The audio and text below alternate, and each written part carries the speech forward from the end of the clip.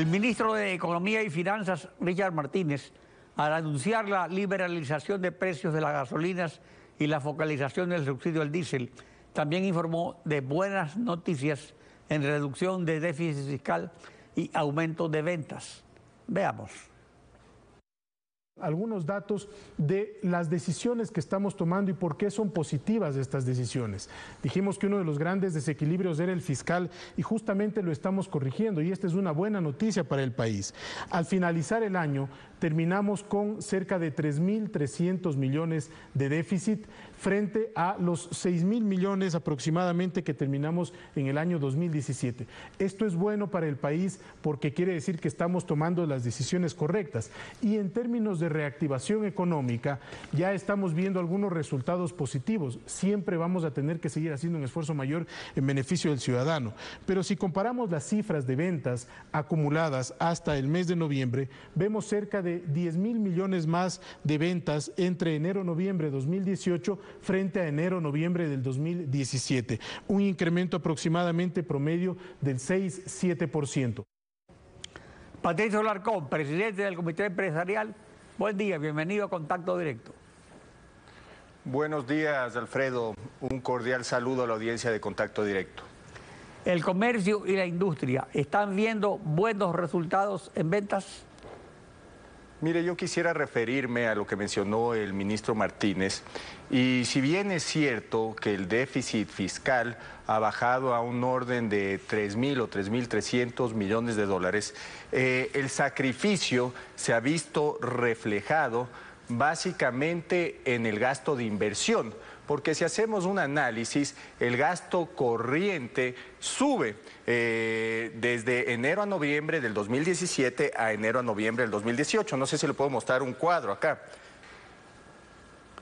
Entonces, si vemos, el gasto corriente incrementa de 13.790 millones a 14.800 millones. Sí, es una buena noticia que se está bajando el déficit fiscal, pero no se está atacando el problema estructural que tiene este gobierno, que es el exceso de gasto corriente. Sigue gastando alrededor de 18.000 millones de dólares y apenas se recaudan alrededor de 15 millones de dólares por tributos. Hablando acerca de las ventas, a mí me gustaría demostrarle otro cuadro, porque yo creo que debemos ser objetivos y analizar las ventas no petroleras. ¿Y qué es lo que ha estado sucediendo? Le voy a mostrar otro cuadro, Alfredo. Mire lo que sucede. De enero a noviembre del 2017, si comparamos enero a noviembre del 2018, las ventas crecen en apenas 4,7%. Y si comparamos contra los últimos 8 años, el crecimiento es inferior a todos los años con excepción al 2015. Y este es un dato preocupante.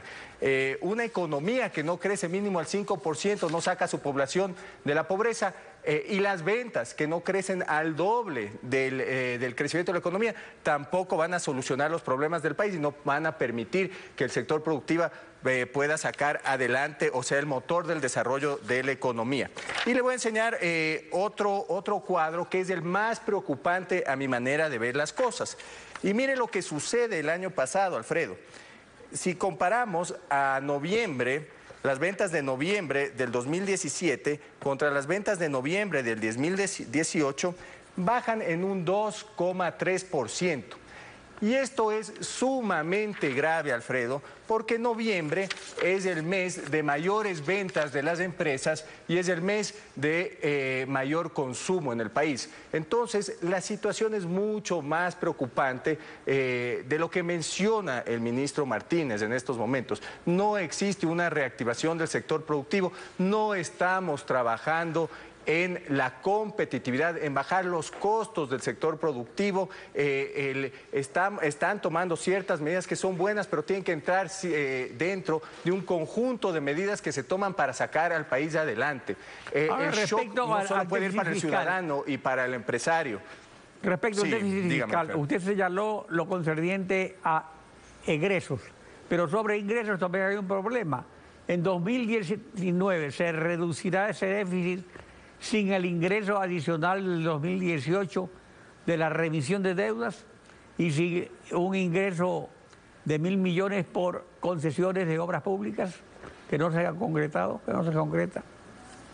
Mire, el próximo año se complica aún más, porque este año la economía ni siquiera crece al mismo nivel que el índice de natalidad.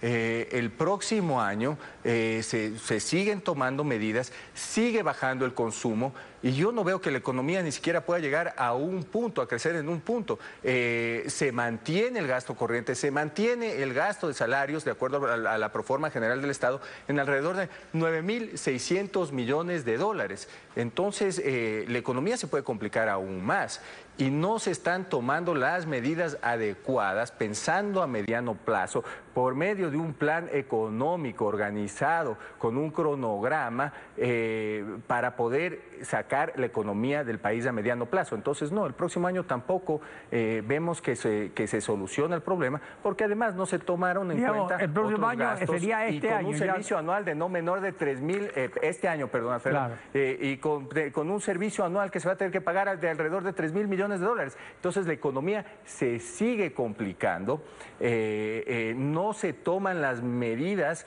que se deben tomar para reactivar al aparato productivo, Alfredo. Ahora, en el equipo económico del gobierno, actualmente sobresalen, a diferencia del inicio, por su vinculación al sector empresarial privado, el vicepresidente Otto Sonnenholzner, el ministro de Economía y Finanzas Richard Martínez y el ministro de Comercio Exterior Pablo Campana. Este entorno amigable del gobierno con el sector empresarial, sector al que el presidente Correa acosaba selectivamente, porque había algunos favoritos, está dando ya resultados a la decisión presidencial de que el sector privado asuma rol protagonista en la economía nacional. Mire, en el ámbito, en materia comercial, de relaciones exteriores, se está haciendo un buen trabajo.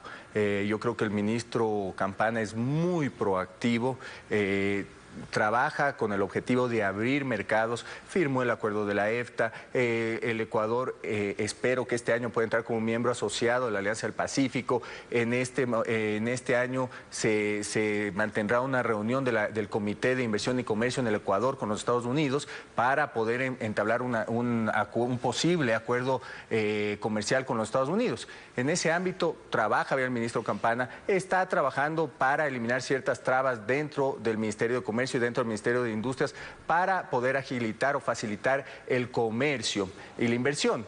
Y esto está muy bien. Sin embargo, en el ámbito económico, y aún no hemos podido reunirnos con el vicepresidente para topar el tema de competitividad. En este país tenemos serios problemas porque tenemos los costos de producción más altos de la región. Pagamos impuestos que no existen en la región. Ahora tenemos otros problemas también porque seguramente se eliminarán subsidios que afectarán a ciertos sectores que exportan alrededor del 38% de lo que se va del país, de las exportaciones no petroleras. Entonces, no existe una coordinación, me parece, y me parece que esto puede ser una crítica constructiva, entre las aspiraciones y el trabajo del Ministerio de Comercio Exterior y la política económica, que tiene que trabajar también para solventar los problemas de competitividad en este país. Y eso implica que tenemos que ir desmontando los impuestos creados durante los últimos 10 años y las trabas creadas durante los últimos 10 años. Los cambios en normativa, Alfredo, 4.500 cambios en normativas, 3.500 afectando las importaciones. Entonces, hay mucho por hacer. Sin embargo, a ratos percibimos una falta de coordinación y nosotros siempre vamos a estar dispuestos a ayudar y a poner el hombro en materia de productividad, de generación de empleo y en el fortalecimiento de la dolarización. Ahora, sin embargo, del sector privado usualmente solo se ve a los grandes contribuyentes como factor de influencia en las decisiones del gobierno.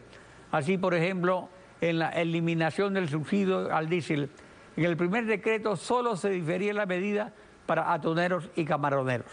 Pero en el segundo decreto se incluyó a transportistas de carga, de pasajeros y de escolares. ¿Todos deben ser influyentes en el sector privado, pelucones y transportistas? Mire, Alfredo, los subsidios tienen que ser focalizados, tienen que ser temporales y tienen que ser dirigidos a los más pobres o al sector productivo que puede generar divisas y que puede generar fuentes de empleo de una manera temporal. Nosotros no estamos de acuerdo en mantener los subsidios. Sin embargo, se debe tener mucho cuidado cómo se desmontan. El gobierno ha tenido 6 meses para buscar la tecnología adecuada para no tener que compensar a los transportistas, para por medio de tecnologías que existen en el mundo y en otros países poder surtirles con mejor precio en las bombas de gasolina. Tampoco ha coordinado con los distribuidores de combustible que ahora ya están reclamando. Lo que le quiero decir es que no se ha planificado bien el desmontaje de los subsidios, porque tiene que ir poco a poco o tiene que ser bien focalizado.